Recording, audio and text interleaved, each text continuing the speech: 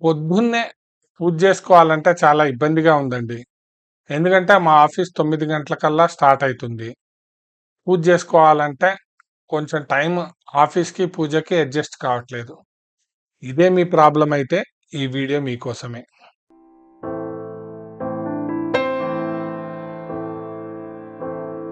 జీవితంలో మనకి ఏ సమస్య వచ్చినా, ఏ కష్టం వచ్చినా అది తీరిపోవాలి అంటే ఒకే ఒక పద్ధతి ఏంటి అంటే, ఆ ప్రాబ్లమ్ యొక్క మూలాలకి మనం వెళ్ళాలి. సపోజ్ నాకిక్కడ చర్మం మీద దురద, ఏదైనా ఇచ్చింగ్ వచ్చింది, ఇన్ఫెక్షన్ వచ్చింది. నేను దీని మీద ఆయింట్మెంట్ రాస్తా. లేకపోతే దీని మీద ఏదో పౌడర్ వేస్తాను. అయినా అది తగ్గట్లేదు. ఎందుకు తగ్గట్లేదు? ఎందుకు అంటే ఇక్కడ వచ్చింది కాబట్టి దీని మీద మందేశాను. కానీ దీ ఇక్కడ ఎందుకు వచ్చింది అన్న మూలానికి మనం వెళ్ళి, ఆ మూలానికి మనం మందేస్తే ఆటోమేటిక్‌గా ఇక్కడ ఏం రాయకపోయినా తగ్గిపోతుంది. అలాగే మనం అసలు రోజు పూజ ఎందుకు చేయాలి అన్న కాన్సెప్ట్‌కి మూలాలెళ్ళి ఆలోచిస్తే మనకు పూజ చేయాలి అని అనిపిస్తుంది. నాకు ఆఫీస్ ఎళ్ళాలండి, ఆఫీస్‌కి లేట్ అయిపోతుంది. పూజ చేయడం చాలా కష్టం.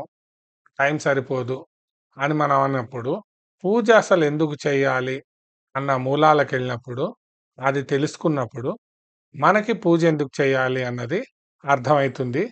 పూజ చేసే టైంని మనం ఆటోమేటిక్‌గా ఏర్పరచుకుంటాం. గురువర్యులు చాగంటి కోటేశ్వరరావు గారు చెప్తూ ఉంటారు ఆయన స్పీచ్‌లో మధ్య మధ్యలో. ఏది పట్టుకోవాలో అది పట్టుకోండి. ఏది వదిలేయాలో అది వదిలేయండి. అంటే ఆయన చెప్పేది స్పీచ్ వరకు. నేను చెప్పేది ఏంటి అంటే, మన లైఫ్‌లో మనం ఏది పట్టుకోవాలో అది పట్టుకోవాలి. ఏది వదిలించుకోవాలో అది వదిలించుకోవాలి. ఇది మీరు అలవాటు చేసుకున్నారనుకోండి, మనకి జీవితం హాయిగా ఉంటుంది. అంటే మీరు పుట్టంగానే మీరు అవుననుకున్నా, కాదనుకున్నా మీతో పాటు వచ్చేది మీ పూర్వజన్మ కర్మ. మీరు ఏ ప్లేస్‌లో అయితే పుట్టారో అది కూడా మీ పూర్వజన్మ కర్మ వల్లే అక్కడ పుట్టారు. సపోజ్ నేను ఇక్కడే ఎందుకు పుట్టాలి? అంబానీ ఇంట్లో ఎందుకు పుట్టకూడదు? లేదు అంటే ఒక గుడిసెలో ఎందుకు పుట్టకూడదు? ఇక్కడ పుట్టేవాళ్ళున్నారు, అంబానీలో పుట్టేవాళ్ళున్నారు. ఎందుకు పుట్టేవాళ్ళున్నారంటే వాళ్ళ రుణాలు, వాళ్ళ కర్మ. ఇప్పుడు నేను చెప్పాను స్పీచ్ స్టార్టింగ్‌లోనే ఏది పట్టుకోవాలో అది పట్టుకోవాలి, ఏది వదిలేయాలో అది వదిలేయాలి అని. మన జీవితానికి పూర్వజన్మ కర్మలేవైతే మనతో పాటు అటాచ్ అయ్యి వస్తాయో వాటిని మనం వదిలించుకునే ప్రయత్నం చేయాలి. వచ్చే జన్మకి మనతో పాటు వచ్చేవి కూడా మన పుణ్యకర్మలు, పాపకర్మలు మాత్రమే మనకొస్తాయి. సపోజ్ నా దగ్గర ఒక ₹1,00,00,000 ఉందనుకోండి. నేను ఈ జన్మలో ₹1,00,00,000 సంపాదించా. ఈ ₹1,00,00,000 నేను తీసుకెళ్ళొచ్చా వచ్చే జన్మకి అని ఎవరన్నా అడిగారనుకోండి. ఓరి పిచ్చివాడివా! నువ్వు సంపాదించిందంతా ఇక్కడే వదిలేసి నువ్వు ఖాళీ చేతులతో వదిలిపోతావు. మరి నా ఆస్తి అంతా నేను తీసుకెళ్లే ఛాన్స్ లేదా అంటే, నేను ఆ ఛాన్స్ ఉంది అని చెప్తా. ఎలా? ఈ ₹1,00,00,000 నువ్వు సంపాదించిన ఆస్తిని దానంగా అందరికీ ఇచ్చేసేయ్. ఎవరెవరైతే అవసరంలో ఉన్నారో, నిజంగా అవసరంలో ఉన్నారో వాళ్ళకి మంచి కార్యాలకి ఈ సొమ్మును దానం చేసేయ్. ఈ ₹1,00,00,000 దానం చేసినందువల్ల వచ్చే పుణ్యాన్ని నీతో పాటు నువ్వు నెక్స్ట్ జన్మకి తీసుకెళ్ళొచ్చు. రైట్? అలాగే మనకు తెలియకుండా మన గత జన్మలో మనం చేసిన పాపకర్మలు ఏవైతే ఉంటాయో అవి మనతో పాటు మనం అవుననుకున్నా, కాదనుకున్నా వస్తాయి. వచ్చినప్పుడు ఏమైతుందంటే దాన్ని వదిలించుకోవాలి. దాన్ని మనం ఎలా వదిలించుకుంటాం? అంటే ఇక్కడే భగవంతుడు మనకి అవసరార్థం మనకి వస్తారు. ఏంటి అంటే పొద్దున్నే లేచి మనం సాధ్యమైనంతగా భగవంతుడిని పూజించి, ప్రార్థించి, ఏదన్నా గురువు దగ్గర నుంచి మంత్రాలుంటే అవి చేసుకుని, గంటలు గంటలు చేసుకోమని నేను చెప్పట్లేదు. ఒక హాఫ్ అన్ అవర్ 30 నిమిషాలు గనక నువ్వు భగవంతుడి ప్రార్థనలో నీ సమయాన్ని కేటాయిస్తూ ఉంటే, అప్పుడు ఏదో మనకేదో యాక్సిడెంట్ అయ్యి కాలో చెయ్యో ఇరగాల్సింది ఒక చిన్న గీటుతో భగవంతుడు మనని తప్పిచ్చేస్తాడు. నువ్వే నా తండ్రివి, అని చెప్పి మనం భక్తితో దేవుణ్ణి ప్రార్థించామనుకోండి, పెద్దగా జరిగే యాక్సిడెంట్‌లని, పెద్దగా జరిగే ప్రమాదాల్ని ఆయన చిన్న చిన్న వాటితో తొలగించేస్తాడు. ఎందుకంటే మనం ఆయనను నమ్ముకున్న ఆయన భక్తులం కాబట్టి. అలాగే మనం డబ్బు సంపాదిస్తుంటాం.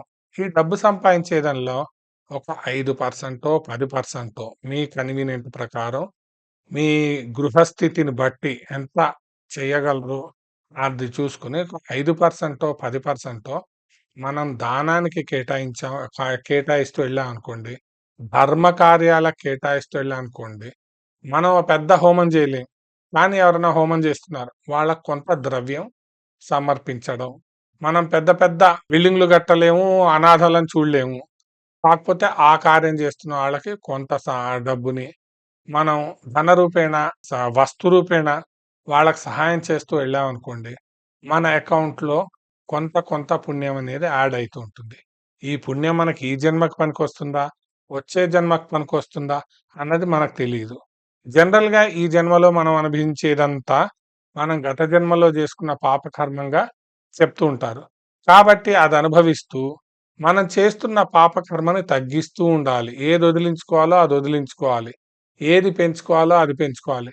దానగుణం పెంచుకుంటూ, ధర్మ కార్యాలు మనం పెంచుకుంటూ, దేవుడి మీద భక్తి విశ్వాసాలు పెంచుకుంటూ, పొద్దున్నే మనం ఒక అరగంట పూజ చేసుకుంటూ, అలా ముందుకెళ్తున్నామనుకోండి, మనం పుణ్య కార్యాలు, పర్సెంటేజ్ అని పెరుగుతుంది. దానగుణం వల్ల ఏమైతుంది? మన పాప కర్మలనేవి తగ్గుతూ, పుణ్య కార్యం అనేది పెరుగుతూ ఉంటుంది. అందుకే ఏంటి అంటే, ఇప్పుడు భగవంతుడున్నాడు, సూర్యుడున్నాడు. సూర్యుడు మనకి కొంతమంది సూర్యుడు ఏమీ లేదు, దేవుడు కాదు, అదొక అగ్నిగోళం అంటారు. అది అగ్నిగోళమే అని మనం అనుకుందాం. ఒక 10 రోజులు, 15 రోజులు సూర్యుడు రాలేదనుకోండి, ఏం జరుగుతుంది? మనం ఏ పని చేయలేము. చెట్లు పెరగవు, బట్టలెండవు, చాలా ఇది ఉంటుంది. సూర్యుడు మనకి ఇండైరెక్ట్‌గా ఎంత సహాయం చేస్తున్నాడు? మనం రోడ్డు దాటుతూ ఉంటే ఏదైనా వెహికల్ ఇట్లా వస్తుంటే ఒకడు పక్కకు గుంజేస్తాడు. పక్కకు గుంజండి అమ్మ హెల్ప్ చేశారాయన నువ్వు దేవుడిలాగా ముందుకొచ్చావు అంటాడు.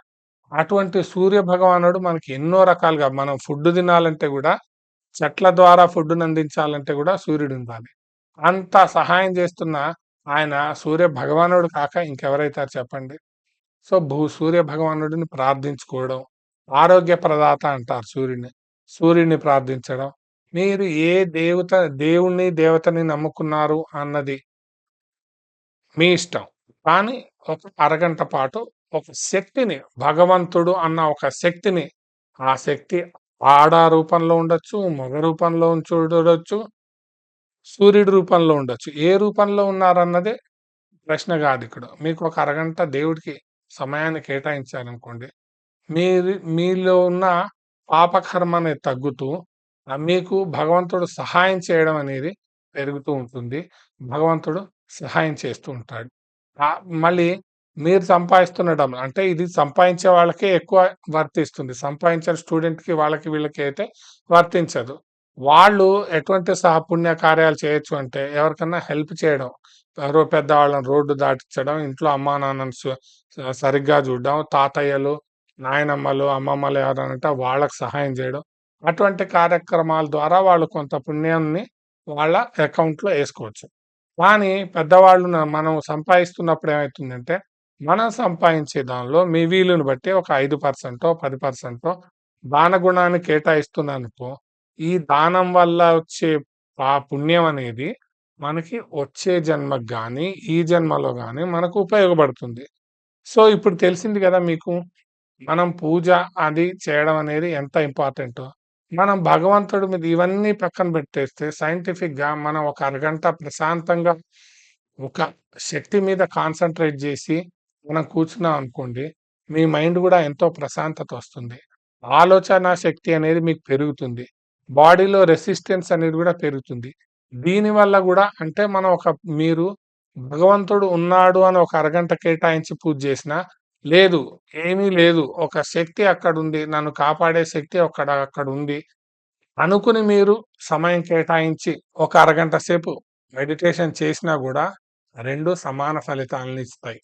కాబట్టి ఏంటి అంటే, మనం రోజు పూజ చేయకపోతే ఏమైతుందంటే, పొద్దున్నే లేస్తాం, ఏదో మూడ్‌లో ఉంటాం, అదే మూడ్‌లో ఆఫీస్‌కెళ్ళిపోతాం. ఆఫీస్‌కెళ్తే ఈ మూడే కంటిన్యూ అయితే అక్కడ ఏమైతుంది అంటే మంచి ఏదన్నా ప్రాబ్లమ్స్ వచ్చే అవకాశం ఉంటుంది. అదే మీరు ఒక అరగంట సేపు భగవంతుడికి మీరు కేటాయించారనుకోండి, మీలో ఒక ప్రశాంతత లభిస్తుంది. మనసనేది ఇట్లా అలలు, అలలు అలజడిగా ఉంటుంది. ఆ అలజడితో ఉన్న ఆ మనసనేది ఒక ప్రశాంతతకొస్తుంది. ఆ ప్రశాంతతకొచ్చి అటువంటి మూడ్‌తో మీరు ఆఫీస్‌కెళ్లారనుకోండి, అక్కడ మీరు పెర్ఫార్మన్స్ మీరు చేసే వర్క్ యొక్కలో ఆ శక్తి భగవంతుడి శక్తి ఆడై ఆ చేస్తున్న వర్క్‌ని ఇంకాస్త మంచిగా చేయగలుగుతారు.